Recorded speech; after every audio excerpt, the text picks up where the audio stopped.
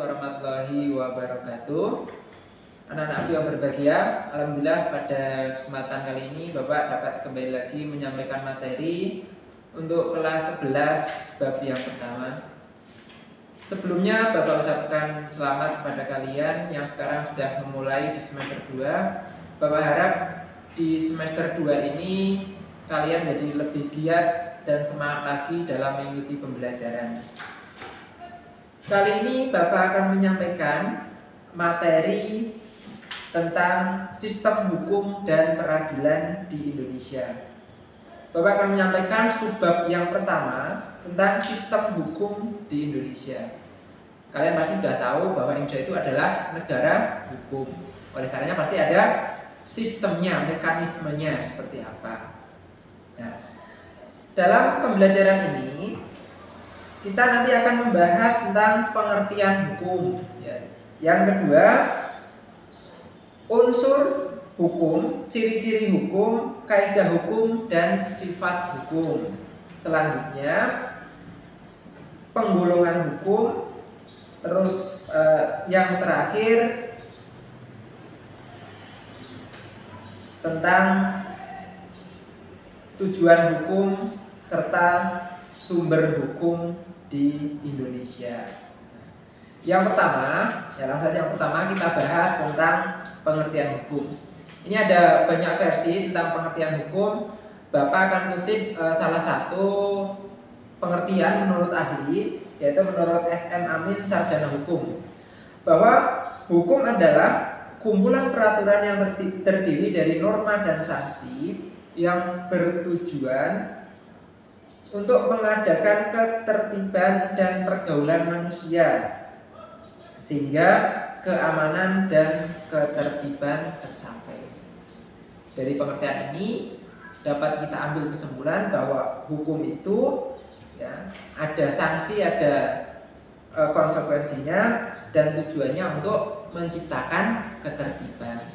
Seperti di sekolah ada aturan, itu tujuannya untuk menciptakan ketertiban. Aturan itu bisa kita anggap sebagai norma hukum.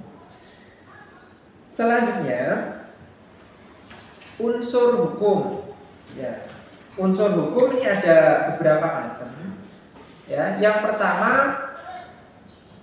peraturan mengenai tingkah laku manusia dalam pergaulan masyarakat. Jadi isinya itu mengenai peraturan, mana yang harus dilaksanakan, mana yang tidak boleh dilakukan. Yang kedua, peraturan itu diadakan oleh badan resmi yang berwenang. Kalau di Indonesia, dalam hal ini hukum itu dibuat oleh pemerintah, melalui lembaga negaranya, yaitu lembaga legislatif dan lembaga presiden sebagai lembaga pemerintahan. Yang ketiga, peraturan itu bersifat memaksa. Jadi hukum itu sifatnya memaksa. Yang keempat, sanksi terhadap pelanggaran peraturan adalah tegas. Itu unsur-unsur hukum. Yang selanjutnya ciri hukum. Ciri hukum yaitu adanya perintah atau larangan yang harus dipatuhi setiap orang. Itu cirinya. Jadi ada larangan, ada perintah yang harus dipatuhi oleh seseorang. Yang ketiga, kaidah hukum. Ini kaidah hukum ada 3 macamnya. Berisi perintah, yaitu kaidah hukum yang sudah ditetapkan, di mana orang harus menjalankan perintah tersebut. Yang kedua, berisi larangan. Ini kaidah hukum yang mengatur tentang larangan seorang untuk melakukan suatu tindakan yang sudah diatur di dalam undang-undang.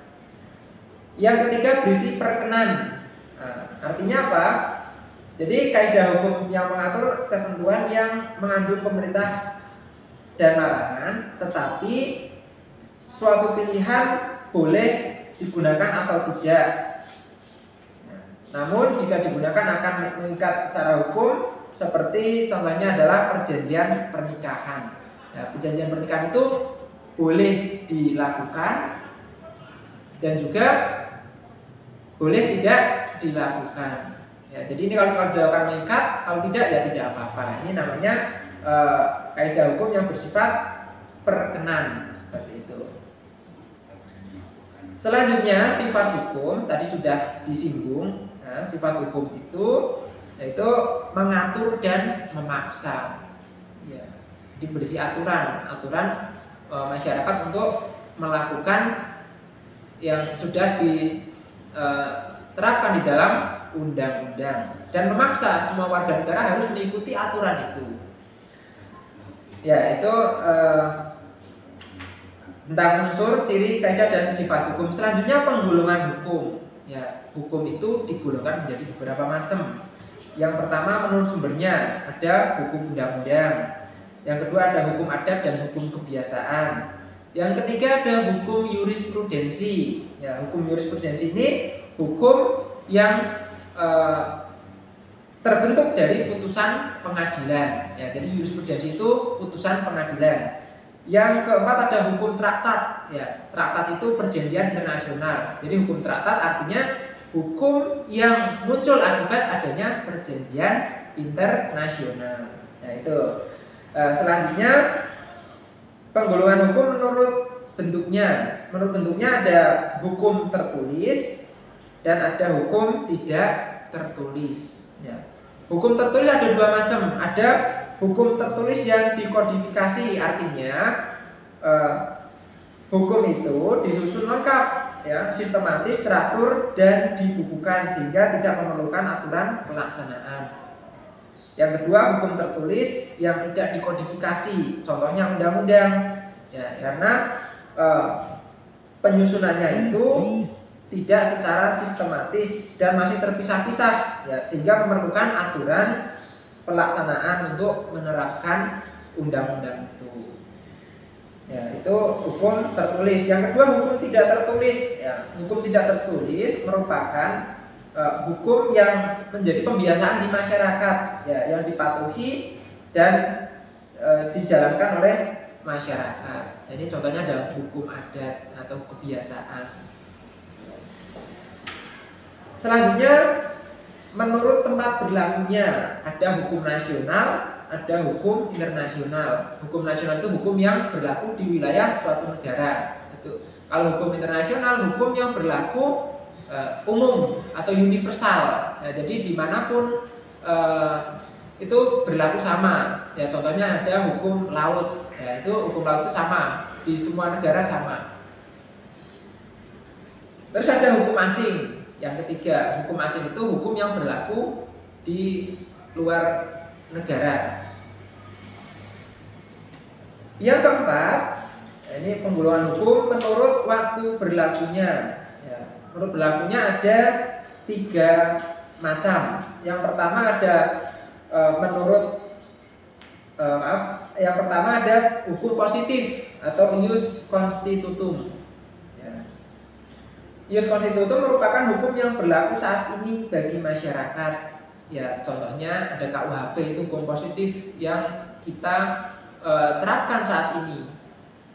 Yang kedua ada hukum negatif atau ius constituendum. Ya, ini merupakan hukum yang diciptakan atau RUU. Ya, contohnya ada RUU tentang KUHP. Ya, ini sempat diusulkan tapi tidak di ACC. Ini namanya hukum negatif, jadi belum dilaksanakan, masih di proses, masih digarap hukumnya. Selanjutnya ada hukum universal atau hukum asasi atau hukum alam. Ya, itu ada 3 penggolongan hukum menurut waktu berlakunya. Yang kelima, ini penggolongan hukum menurut cara mempertahankannya. Ada hukum material, ada hukum formal. Ya, hukum material itu merupakan hukum yang mengatur hubungan antar anggota masyarakat secara umum. Contohnya ada hukum dagang dan hukum pidana. Yang kedua, hukum formal. Hukum formal ini merupakan hukum yang mengatur bagaimana cara mempertahankan dan menegakkan serta melaksanakan hukum material. Contohnya ada Kitab Undang-Undang Hukum Pidana atau KUHP. Yang keenam, penggolongan hukum menurut sifatnya. Ya. Menurut sifatnya itu hukum yang memaksa dan hukum yang mengatur atau melengkapi. Yang ke-7, penggunaan hukum menurut wujudnya. Ada hukum objektif dan hukum subjektif.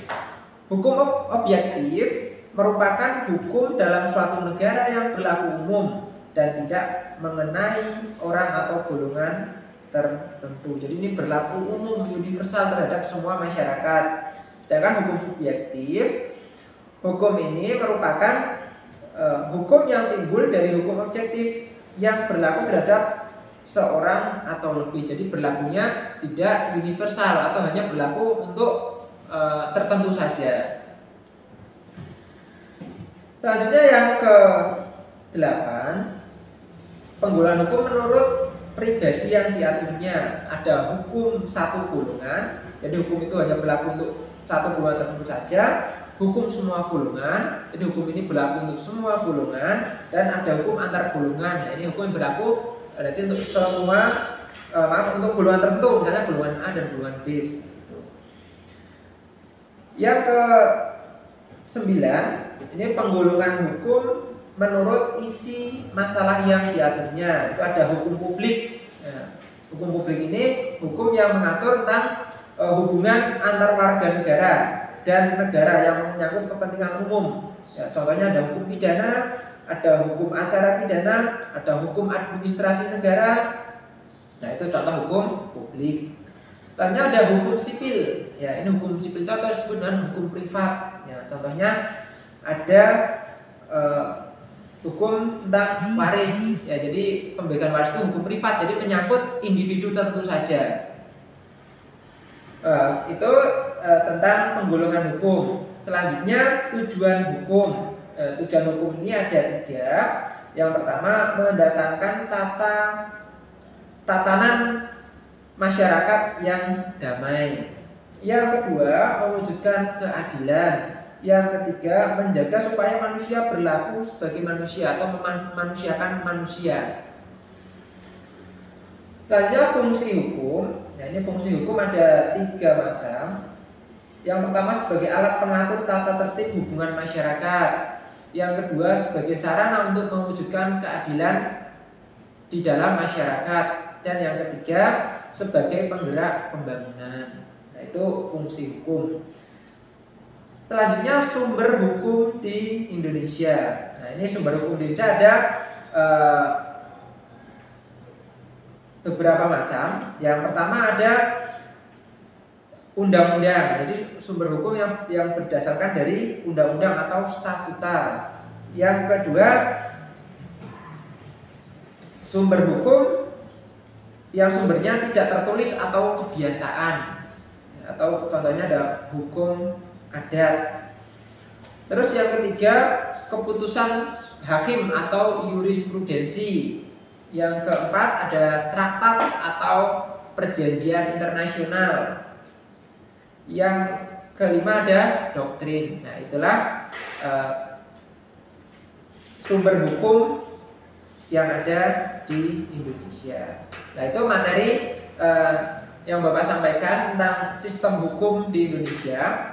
Ya, silakan kalian like dan komen di bawah ini untuk tanda bahwa kalian sudah mengikuti pembelajaran PPKN. Saya kira itu, terima kasih. Saya akhiri. Assalamualaikum warahmatullahi wabarakatuh.